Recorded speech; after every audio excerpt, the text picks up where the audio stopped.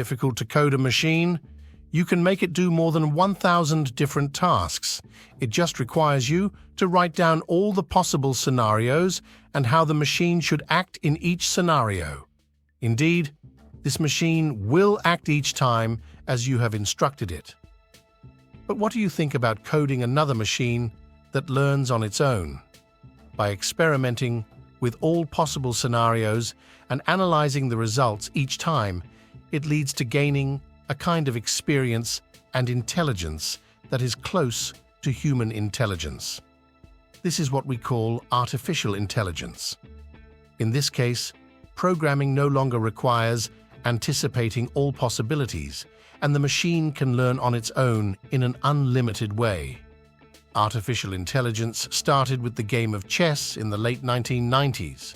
The machine's task was to defeat the world chess champion at the time, Garry Kasparov. Indeed, IBM succeeded in developing a program that played thousands of games against itself, learning many possible scenarios until it was able to defeat Kasparov. Here, we discovered that artificial intelligence could surpass human intelligence. This example applies to all areas of life.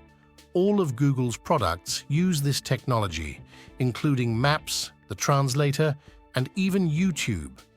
However, artificial intelligence needs something not easy to obtain: data.